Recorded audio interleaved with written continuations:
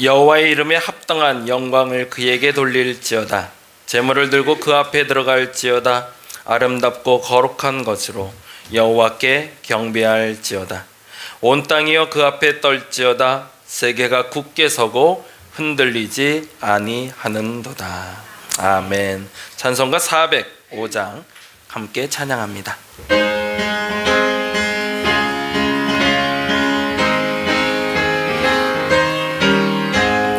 주의 친절한 발에 안기세 우리 마음이 평안하리니 항상 기쁘고 복이 되겠네. 영원하신 팔에 안기세 주의 팔에 그 크신 팔에 안기세 주의 팔에 영원하신 팔 안기세.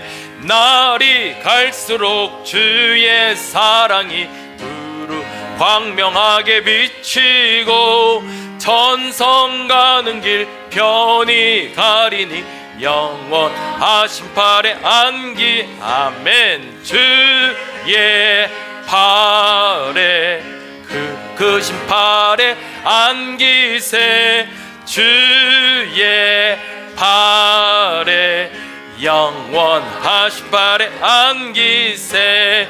주의 보좌로 나아갈 때에 기뻐 찬미소 외치고 겁과 두려움 없어지리니 영원하신 팔 안기세 주의 팔에 그 크신 팔에 안기세 주의 팔에 영원하신 팔에 안기세. 아멘. 교독문 8번 시편 14편에 있는 말씀 함께 교독합니다. 작은 글씨는 제가, 큰 글씨는 여러분이 읽어주시면 됩니다.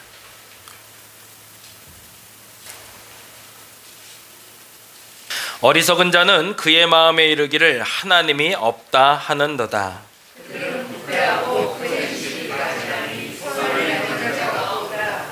여호와께서 하늘에서 인생을 굽어 살피사 지각이 있어 하나님을 찾는 자가 있는가 보려 하신즉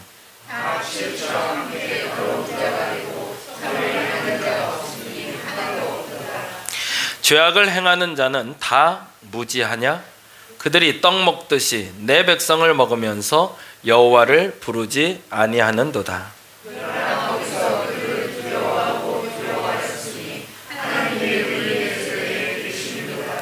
너희가 가난한 자의 계획을 부끄럽게 하나 오직 여호와는 그의 피난처가 되시도다. 함께합니다. 여호와께서 그의 백성을 포로된 곳에서 돌이키실 때에 야곱이 즐거워하고 이스라엘이 기뻐하리로다. 아멘. 자리에 앉아주시기 바랍니다. 송영해야 되죠? 죄송합니다. 송영하겠습니다.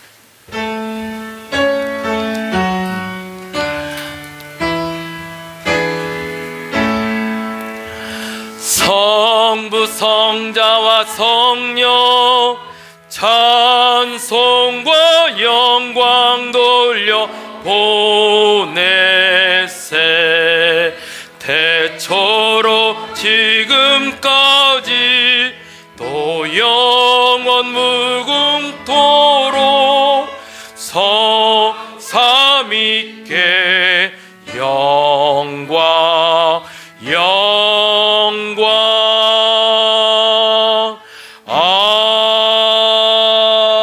아멘. 자리에 앉아주시기 바랍니다.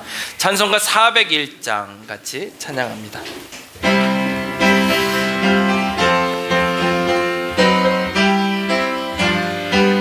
주의 곁에 있을 때, 주의 곁에 있을 때 마음이 든든하오니 주여 내가 살 동안 인도하여 주소서. 주여 주여 나를 인도하소서. 바른 세상 살 동안 주여 인도하소서. 아멘. 피난처인 예수여 세상 물결 엄할 때 크신 은혜 베푸사 나를 숨겨주소서. 주여 주여 나를 인도하소서. 바른 세상 살 동안 주여 인도하소서. 세상 풍파 지난 후 영화로운 나라와 눈물 없는 곳으로 들어가게 하소서. 주여 주여 나를 인도하소서. 바른 세상 살 동안 주여 인도하소서.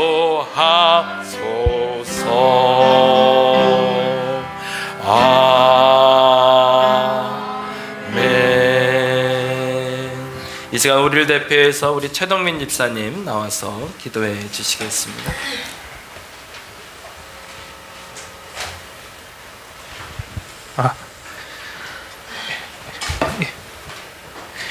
기도드리시겠습니다.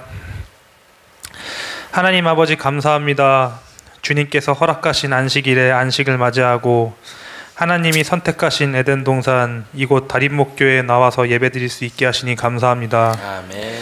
또한 현재 이 시간에도 주의를 섬길 마음은 있지만 지금 안식일 이 순간에도 도움의 손길이 필요한 사람을 위해 일하고 있는 영혼들이 있습니다. 그들의 마음속에 드리는 예배와 기도도 잊지 말아 주시옵소서. 아멘. 하나님, 무엇보다도 하나님께서 우리들을 사랑하시어 낮은 인간의 모습으로 오시고 우리의 죄를 짊어지시기 위해 십자가에 못 박히시고 피 흘리셨습니다. 예수님의 보혈로 우리의 죄를 사해 주신 주님께 감사드리며 죄를 사해 주신 것으로 끝나는 것이 아니라 부활하신 예수님을 생각하고 승천 후에도 성령님 보내주신 은혜에 보답하도록 우리의 삶도 부활한 삶을 살아갈 수 있도록 노력하겠습니다. 아멘. 하나님, 지난 한 주간 우리는 행복한 일도 있었을 것이고 불행한 일도 있었을 것입니다. 그리고 성도 개개인이 말하지 못할 속사정도 있을 겁니다. 육체적으로나 정신적으로나 아픈 사람도 있었을 것입니다.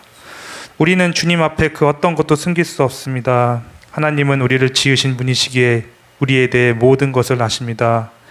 우리의 바라는 것, 우리의 고민거리, 우리의 아픔, 우리의 질병, 오늘 이 자리에서 다 내려놓고 기도하기 바랍니다. 아멘.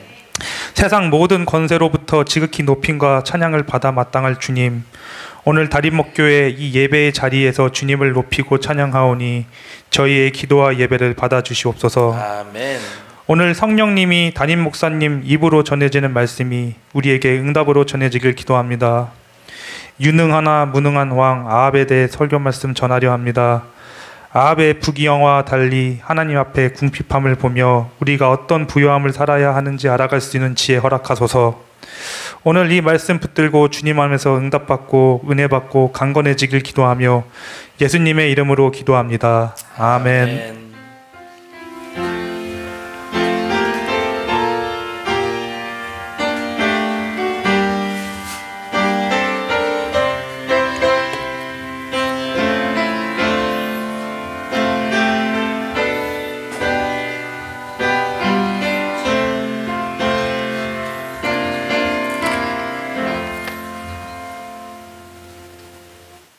오늘 함께 볼 하나님의 말씀은 열왕기상 16장에 있는 말씀을 함께 봅니다. 열왕기상 16장 28절에서 33절까지 말씀인데요. 544페이지 구약 544페이지 전후에 있습니다. 28절에서 33절까지 천천히 찾으시고요. 다 찾으셨나요? 네, 다 찾으셨으면 우리 함께 자리에서 일어나서 함께 읽도록 하겠습니다. 함께 읽습니다. 오므리가 그의 조상들과 함께 자매 사마리아에 장사되고 그의 아들 아합이 대신하여 왕이 되니라. 유다의 아사 왕 제38년에 오므리의 아들 아합이 이스라엘의 왕이 되니라. 오므리의 아들 아합이 사마리아에서 22년 동안 이스라엘을 다스리니라. 오므리의 아들 아합이 그의 이전의 모든 사람보다 여호와 보시기에 악을 더욱 행하여 느밧의 아들 여로보암의 죄를 따라 행하는 것을 오히려 가볍게 여기며 시돈 사람의 왕 엣바알의 딸 이세벨을 아내로 삼고 가서 바알을 섬겨 예배하고 사마리아에 건축한 바알의 신전 안에 바알을 위하여 제단을 쌓으며 또 아세라상을 만들었으니 그는 그 이전에 이스라엘의 모든 왕보다 심히 이스라엘 하나님 여호와를 노하시게 하였더라. 아멘. 자리에 앉아주시기 바랍니다. 오늘은 특송이 있습니다. 우리 안은경 권사님 예수님의 눈물이라는 제목의 노래 찬양해 주실 텐데요. 우리 박수로 환영하도록 하겠습니다. 자, 오늘 말씀은 유능하나 무능한 왕 아합에 대해서 같이 말씀 나누려고 합니다. 이스라엘의 왕 중에 우리가 기억해야 될 사람들 몇 가지가 있는데, 이제 다윗이라는 왕은 우리가 너무 잘 알고 있죠. 다윗은 뭐 워낙 성군이었고 워낙 뛰어난 왕이기 때문에 우리가 잘 알고 있고요. 그리고 또 솔로몬, 지난주에 나눴던 지혜의 왕이었고 많이 누렸고 많이 가졌고 그래서 세상에서 참 남부러울 것 없이 살았던 왕에 대해서 우리 솔로몬은 압니다. 그런데 또 하나 알아야 될 매우 중요한 왕, 그게 성경이 참 좋은데요, 성경은 꼭 좋은 것만 기록하지 않았다는 거예요. 정말 진실된 역사는 가리워지는 것이 아니라 드러내되 좋은 것도 나쁜 것도 가감없이 사실 그대로 드러낼 때 그게 좋은 역사가 되죠. 성경을 우리가 믿을 수 있는 이유는 성경이 가장 좋은 것만을 포장해서 우리에게 전달하는 것이 아니라 악하고 더러웠던 것들도, 추하고 가리고 싶은 역사도 드러내고 있다는 겁니다. 그 중에 매우 중요한 사람이 바로 아합이라는 사람입니다. 근데 이제 성경만 보신 분들은 여기서 이제 문제가 발생하는데, 아합은 그냥 나쁜 사람인 거예요. 성경을 좀 아는 사람들 얘기는 그래요. 왜냐하면 오늘 본문 읽은 것처럼 북과 남으로 돼 있었는데요, 이스라엘이 우리나라처럼 이제 남북으로 갈려져 있었는데 지금도 북쪽에는 3대 해도 이제 4대 세습도 준비하고 있잖아요. 그래서 우리는 북쪽 무조건 나빠 머릿속에 각인이 돼 있어요, 아예. 마찬가지로 당시에 이스라엘에서도 북쪽은 그냥 나빠 이게 각인이 돼 있었거든요. 근데 그 중에 뛰어난 왕이 하나가 있었는데 그게 아합이라는 거죠. 그래서 그 아합 얘기를 잠깐 좀 나눠보려고 합니다. 아합이 어떤 사람인지 이렇게 한번 읽어보면 좋을 것 같은데요, 같이 한번 읽어볼까요? 오므리 왕조, 어떤 왕조래요? 중심을 잃은 이스라엘을 바로 세운 왕조래요. 중국에서 가장 혼돈스러웠던 세상을 춘추전국 시대라고 부릅니다. 우리나라에서 가장 혼미했던 시대를 감히 뭐라고 말할 수는 없지만 한 나라가 무너지고 한 나라가 세워질 때가 가장 위기가 많겠죠. 오므리 왕조라는 왕조가 들어설 때 나라가 굉장히 혼잡했습니다. 왕들이 스스로 자리를 잡지 못했고 백성들은 구테타로 계속 혼돈과 기근 가운데 빠져 있을 때인데, 그때 오므리라는 장군이 구테타를 일으키게 돼요. 그게 북쪽의 나라 이스라엘에 대한 이야기입니다. 그런데 이 오므리 왕조가 북이스라엘을 평정하게 됩니다. 그래서 하나의 국가, 하나의 나라를 만들게 되죠. 그가 했던 일들 잠깐 한번 살펴볼게요. 같이 한번 읽어볼까요? 최초의 북왕국 왕가에 무엇을 이루었대요? 솔로몬의 영화를 회복했대요. 이 말이 되게 중요해요. 앞서 말씀드린 대로 이스라엘에서 가장 잘 살았던 때가 언제냐, 돌아가고 싶을 때가 언제냐라고 하면 당연히 다윗 때가 아니라 솔로몬 때입니다. 왜냐하면 솔로몬 때에 이르러서 북과 남이 통일이 되고 가장 큰 영토를 갖게 됐기 때문에 그렇습니다. 그래서 그들이 가지고 싶은 나라에 언제 시대냐라고 얘기하면 솔로몬 시대라고 얘기하는데, 말씀드린 대로 남과 북으로 갈라져 있었다고 그랬잖아요. 그 중에 요 북쪽 나라의 윗지경을 다 회복한 왕이 아합 왕이었어요. 이 오므리 왕조 때.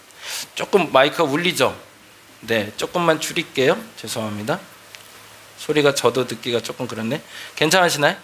네.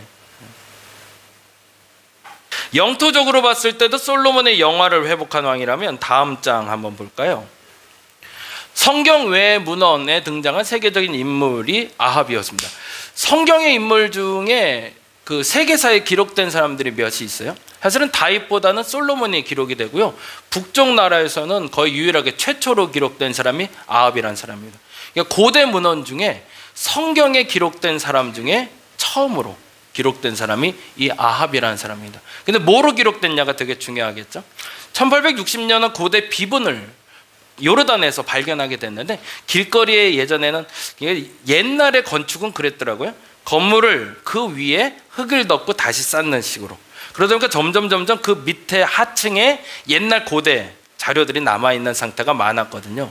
근데 그 중에 1860년에 한 비문 하나가 돌무더기 안에서 발견이 된 거예요. 근데 그 안에 보니 아합이라는 사람의 이름이 기록이 되어 있는데, 이 요르단의 모압 지역을 전체를 다 점령한 유일한 왕으로 기록되고 있습니다. 그만큼 고대 비문에 기록할 만큼 뛰어난 왕이었다는 거죠. 또 하나 볼까요? 같이 읽어보겠습니다. 사마리아를 성읍으로 한 최초의 왕이었습니다. 당대에 나라가 세워지고 제일 중요한 게 있습니다. 무엇을 지배하는가인데, 첫째는 지역을 지배하는 겁니다. 어떤 지역을 지배하냐가 권한, 권리, 그리고 능력을 말합니다. 사마리아라는 지역을 통일하면서 수도로 만든 왕이었고요. 또 하나 매우 중요한 게 시간을 지배하는 왕이 절대 권력의 왕입니다. 그래서 모든 나라가 세워질 때마다 시간을 새로 조정하게 됐는데 당시 아합 왕이 수도인 사마리아를 정해서 나라를 통치하던 왕이었다는 겁니다. 이 사람 때문에 사마리아가 북이스라엘의 수도가 됩니다. 또 하나 너무 중요한 게 있는데요. 이게 때로는 가장 잘한 일이기도 하고 가장 잘못한 일이기도 합니다. 읽어볼까요? 통신과 무역으로 당대 가장 번성기를. 이게 가장 잘한 일이라고 말씀드리는 이유는 뭘까요? 지도자가 서서 제일 잘한 일 중에 하나, 우리가 지도자에게 제일 많이 요청하는 게 뭘까요? 영토 확장? 아니에요. 먹고 사는 문제거든요, 사실은. 생존의 문제를 넘어서기 시작하면 그때부터는 자유가 주어진다고 생각해요. 그런데 이 생존의 문제를 해결하지 못하면 아무리 자유가 주어진들 소용이 없습니다. 그래서 6.25 동란이 났을 때나 일제시대가 끝나고 나서 우리에게 자유를 달라 외치기보다 우리의 가장 먼저의 구호는 먹고 살게 해달라였습니다. 앞서 말씀드린 대로 북이스라엘이 아합이, 정확히는 오므리 왕조가 들어서기 전까지는 너무너무 가난했어요. 먹고 살기조차 힘들었던 세상. 그런데 아합이 들어서면서 나라가 먹고 사는 문제뿐만 아니라 부귀영화를 누리기 시작하는 겁니다. 넘쳐나는 거예요. 심지어는 그때 당시에 비로소 사람들이 내 집 마련뿐만 아니라 별장도 짓기 시작합니다. 살만하다는 얘기죠. 그래서 성경에 보면 별장을 말할 때 제일 유명한 단어가 상아궁이라는 걸 말했습니다. 상아궁이 뭘까요? 상아가 뭐죠? 코끼리 이빨이죠. 네. 그 코끼리 이빨로 건물을 지은 것까지는 아니고요. 그 코끼리 이빨로 인테리어를 한다는 얘기입니다.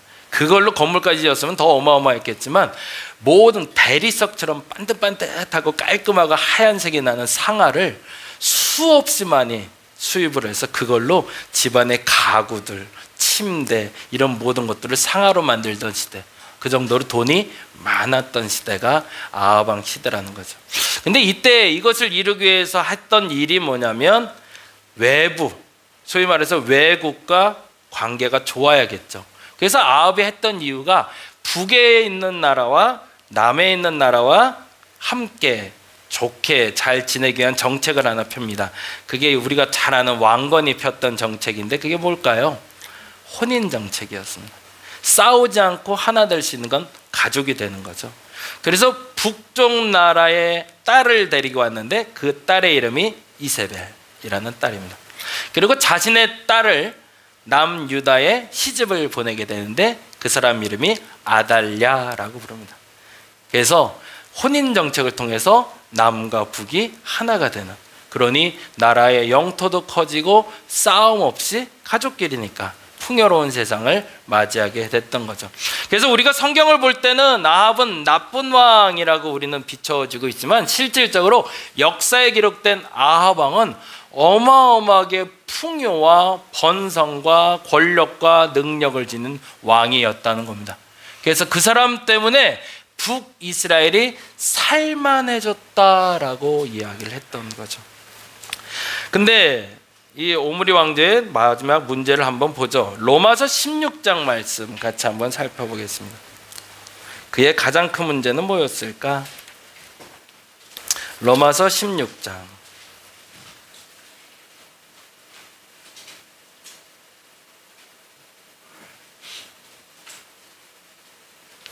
같이 한번 읽어볼까요? 로마서 16장 18절 19절 찾으셨나요? 네, 262페이지.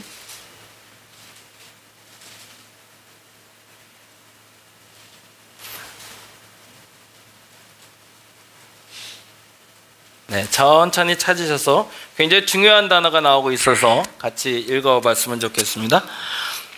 로마서 16장 18절에서 19절. 네, 천천히 찾으시면 됩니다. 저는 설교할 때 그 생각 많이 해요. 제가 하는 건 성경에 대한 풀이잖아요. 근데 정말로 하나님의 말씀을 듣는 데 있어서 내가 보고 듣고 깨닫는 게 더 중요하다고 여겨집니다. 그래서 여러분이 성경을 꼭 찾았으면 좋겠다는 생각이 들고요. 제가 전달하는 메시지도 중요하지만 여러분이 성경을 직접 읽으면서 깨닫는 것들이 늘어났으면 좋겠습니다. 자, 로마서 16장 18절 19절, 그래서 같이 기다려주는 것도 배려입니다. 같이 읽겠습니다. 시작. 이 같은 자들은 우리 주 그리스도를 섬기지 아니하고 다만 자기들의 배만 섬기나니 교활한 말과 아첨하는 말로 순진한 자들의 마음을 미혹하느니라. 너희의 순종함이 모든 사람에게 들리는지라. 그러므로 내가 너희에게 말미암아 기뻐하노니 너희가 선한데 지혜롭고 악한데 미련하기를 원하노라. 제가 이거를 문제로 삼고 요 얘기를 들은 이유는 아합은 어땠다는 얘기일까요? 요 말 그대로 한다면 아합은 선한데 미련하고 악한데 지혜로웠기 때문이죠. 어느 시점까지는 좋았던 거죠, 사실은. 아합이 처음부터 잘못했던 건 아니었던 겁니다. 근데 그에게 풍요가 찾아오고 권세가 찾아오기 시작하고 누릴 수 있는 권한들이 점점 커지기 시작하자 그때부터 변하기 시작했던 거죠. 그리고 악을 행하는 것을 너무 당연히 여기는 왕이 되기 시작하며 그것을 남들이 너 잘못하고 있어 라고 말할 때 고칠 마음을 들지 않고, 더 정확히는 내가 잘못하고 있는데 아무도 나에게 그 잘못을 알려주지 않을 때 그것을 당연한 줄 알고 행하게 된다는 거죠. 이분 역시 잘 아실 것 같은데요. 다음 장. 아돌프 히틀러, 너무너무 유명한 사람이죠. 중심을 잃은 독일을 세운 사람으로 일컬어지고 있습니다. 사실은 이분에게 중요한 단어가 요 단어예요. 뭐라고 써있죠? 600만. 히틀러가 나치라는 당을 만들어서 국회로 들어갑니다. 들어갈 때 12석 정도를 얻게 됐대요. 그러니까 야, 그 당이 뭘 하겠어? 라고 얘기했는데 두 번째 선거를 치렀을 때 107석을 얻게 됐답니다. 그래서 중앙당이 되는 거죠. 그리고 그 107석이 될 때 아돌프 히틀러가 외쳤던 단어가 있대요. 이때가 언제냐면 1차 세계대전이 끝나고 앞서 말씀드린 대로 피폐할 때입니다. 먹고 사는 문제가 어려울 때였고요. 심지어는 실업자가 몇 명이었을까요? 힌트는 여기 적혀 있습니다. 600만이 일자리가 없었대요. 그래서 이분이 강조했던 게 있대. 내가 저 600만의 일자리 없는 청년들에게 내가 일자리를 주겠노라. 먹고 살게 해주겠다고 얘기했대요. 그래서 한 번에 10석 안팎의 나치 정당은 107석까지 올라가게 됩니다.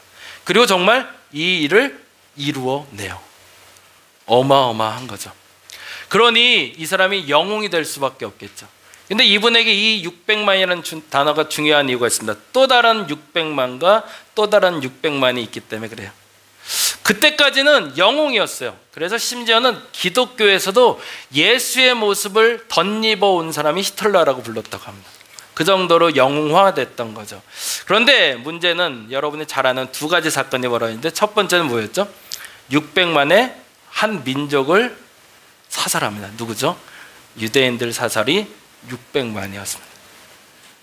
그리고 또 하나 600만이 있습니다. 600만의 청년들을 먹고 살게 하고요, 600만의 청년들을 전쟁에 내몰아 죽게 만듭니다. 실질적으로 600만의 청년을 먹여 살리겠다고 얘기했던 한 사람이 몇 명을 죽인 거예요? 몇 년 만에? 1200만의 젊은이들의 삶을, 그리고 남녀노소의 삶을, 한 민족의 삶을 망가뜨렸던 거죠. 말씀드린 대로 이에게는 지혜가 있었습니다. 근데 뭐에 지혜로웠던 거죠? 악한데 지혜로웠던 거죠. 남의 얘기 같은데요, 이게 남의 얘기가 아니더라고요. 어느 분이 한번 실험을 했대요. 동물을 가지고 실험을 하고 사람을 가지고 실험을 해요. 동물을 가지고 붉은 털 원숭이를 데려다가 실험을 했는데 어떻게 했냐면 버튼을 누르면 사과가 나와요. 사과를 먹을 수 있어요. 근데 그 버튼을 누르면 옆에 있는 원숭이에게 전기 충격이 가요.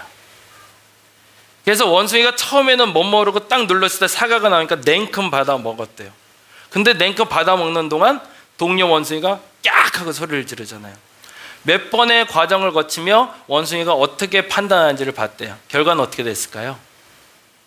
진짜 놀라운 결과가 나왔는데 그 원숭이가 15일 동안 사과를 먹지 않더래요. 왜? 내가 좋은 것을 보상받다 할지라도 누군가 그거로 말미암아 해코지 당하고 있다면 그것을 하지 말아야 된다는 것을 원숭이도 알고 있었던 거죠. 근데 이거를 사람에게 시험을 해봤대요. 사람에게 어떤 시험을 했냐면 문제를 내고 학생이 앉아있고 학생이 문제를 풀게 하는 겁니다. 1961년에 예일대의 실험이었답니다. 근데 이 실험을 하는데 아이가 문제를 풀 때 문제를 틀리면 바깥쪽 거울 안에 교사가 앉아서 틀린 문제 할 때마다 버튼을 누르는 거예요. 버튼을 누르면